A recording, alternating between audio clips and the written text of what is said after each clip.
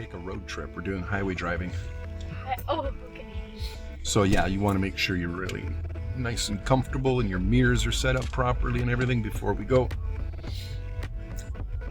I think they're good. Okay. Okay. All set? So,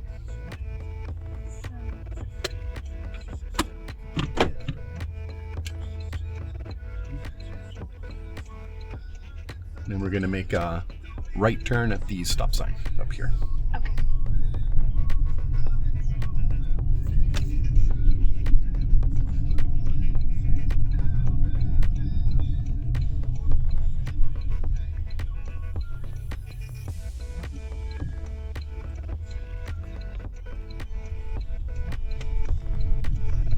It's a fun little intersection here, eh? With Yeah. visibility, reduced visibility. Oh, looks like we might get a train. Oh, great. That's okay. There's a way to circumnavigate.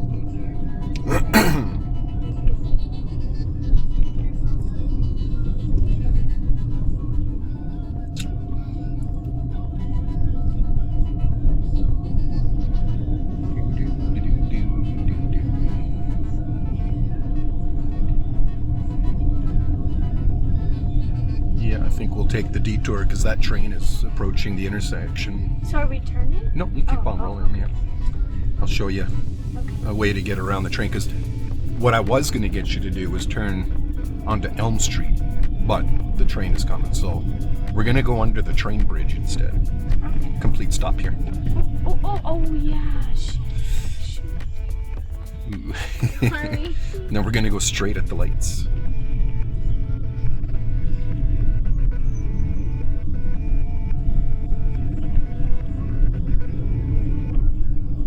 So we have a car in this lane. Whoop. What you needed to do is get in that lane, signal left, check your blind spot before making a lane change. Let's make a left turn here.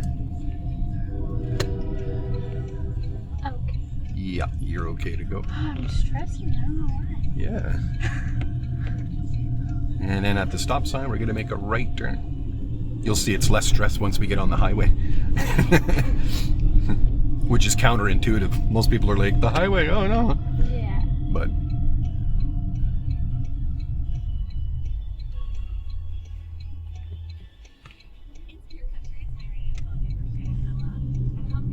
so this is the way to get around the train there on Elm Street. Turn left at the lights.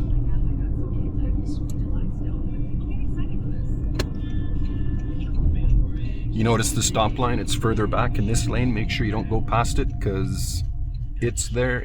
Everything's measured for a reason. It allows buses, large vehicles to turn if you're obeying that stop sign. Stop line.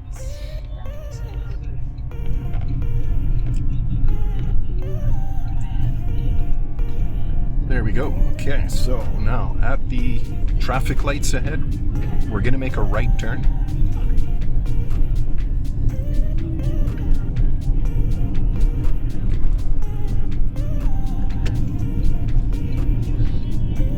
Solid green, everything's good. No one's in the crosswalk, so you're good to go. And here you just position your vehicle next to the yellow line. It's a really wide lane here just to allow people to park on the right hand.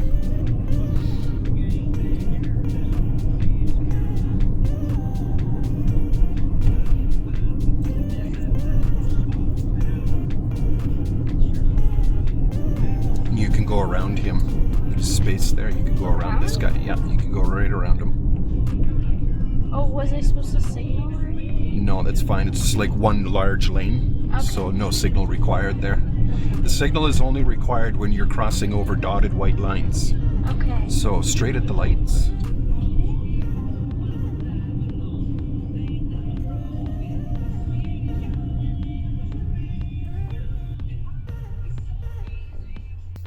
Looks good. It's all yours. It's all yours. Go Oh, ahead. yeah? He's just rolling into the intersection there waiting for you to go. Okay. That's called taking control of the intersection is what he was doing. Okay. So I'd always be able to go first? Yeah, because he's turning left and he has the obligation to wait for you to go straight.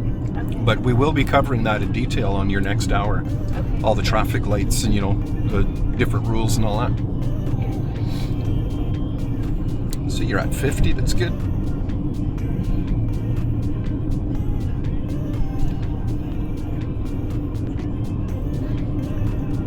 Going downhill.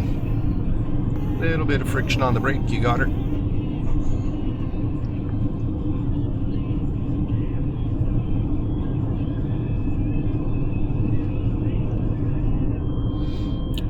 The lane splits into 2 lanes up ahead. No signal required. You just stay to the right because we're going to go straight. Okay.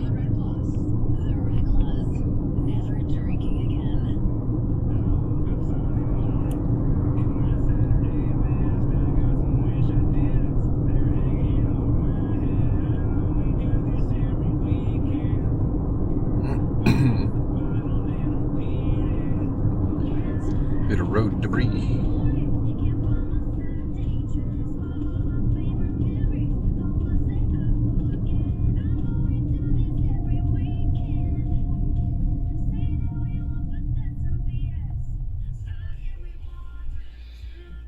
A little bit of construction there ahead, so Do I have to signal into the other? yeah, once we get close to that orange sign with the arrow on it there, you start signaling. Okay. So right about here, so. And then the speed limit through the construction zone is posted at 60. It's usually 80 here, but we'll go 60, and fines double if you're caught speeding through a construction zone. Cancel your signal. Oh.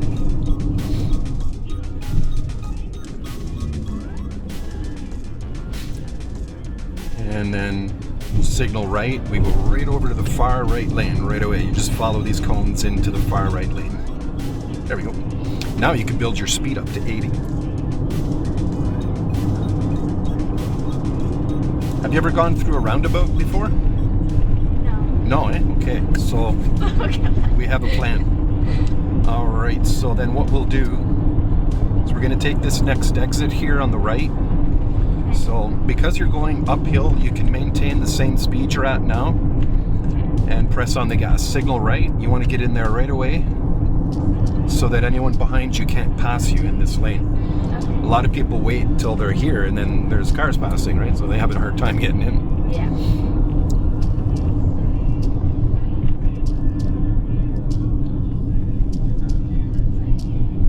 A lot of transports in Sudbury. Huh? It's a good following distance here in case one of his tires explodes, which happens, right? You just don't want to be too close to them. Yeah. No. You never know. You see those exploded tires on the shoulder sometimes.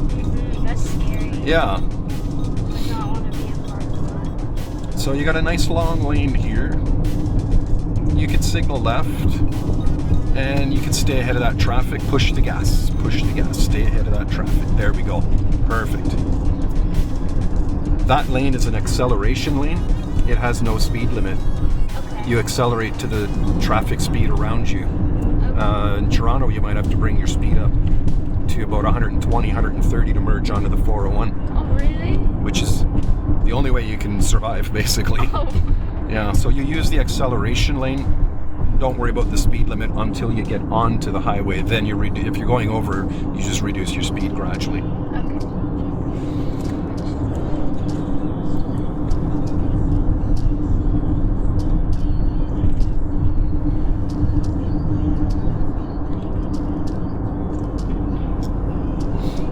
So this is a good following distance here you have. I just don't want to be too. Uh-huh. I don't want to be too close, and then I don't want the guy behind us to. You feel like a sandwich? Yeah. Yeah, don't worry about the guy behind you though. No. They'll follow close. There's nothing we can do about the space behind your vehicle. If they follow close, you just increase your following distance. So if the vehicle in front of you slams the brakes on, then you're not only braking to avoid hitting the car in front of you, but you're also braking to slow the guy down behind you as well. Okay. That's good. Yeah. They will follow close. There's nothing we can do about that. So 60 is coming up here. You just let the car coast. Should be at about 60 by the time you get to this sign. There we go. We got the roundabout sign ahead. And what we're going to do is go straight from the rightmost lane. There's 2 lanes to go through the intersection. You staying to the right, yeah. No signal required when you're going straight at a roundabout because you're staying on the same roadway. Okay. All right, so now we don't have any traffic coming through the circle yet. So Just verify. Oh God. It's okay. It's all right. It's all good. And then I just. Yeah, you just keep on, keep going. There we go. No line. No problem. No problem. Nah, it's rare that you'll have to go through a roundabout with a transport. Yeah. But yeah, okay, so now you're going downhill and it's still 60 here, so yeah, a little friction on the brake. Stay close to that white line over here because the dotted white lines are missing, so you use that line to help you stay in your lane. There we go. Another roundabout ahead. The suggested speed is 30 for going through the roundabout, which is a pretty good suggestion. Yeah. It's not law, but it's a good suggestion, like even this speed here. So checking the mirror, no signal required. We're going straight again. No traffic coming through. If there was, we'd have to wait for them to get through. As soon as somebody enters the circle, then you have to yield to traffic. We're going to stay in this lane and go down Maley Drive. The lines here are missing again, so you just stay on the darker part of the roadway. Is it still 60? Yeah, it's still 60 until we get to that 80 sign up there. Once you can read the 80 sign clearly, then you can bring your speed up to 80. I got bad eyes. There.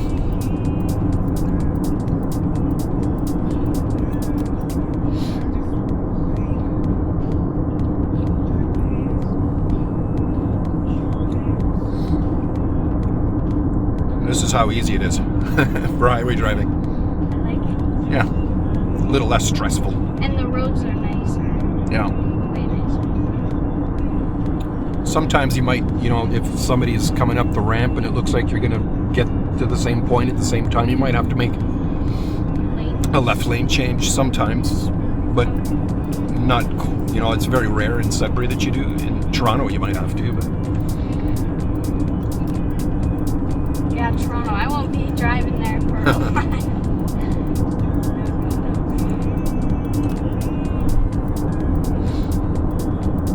So you just kind of scan way down the road. You see this car coming up the ramp? Judging by his speed, he's going much faster than you are, so we don't have to worry about him. He's going to merge in front of you. And that one's going slow. Yeah, he's going to merge behind you.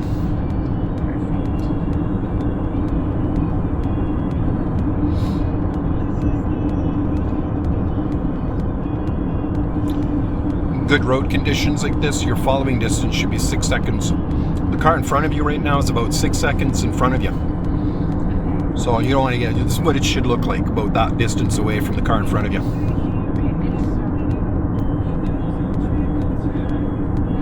Now that he's entered in front of you, you just kind of reestablish your following distance. And if he's going faster than you, it doesn't take long. 1001, 1002, 1003, you only have 4 seconds. You just ease off the gas pedal, let him get further ahead.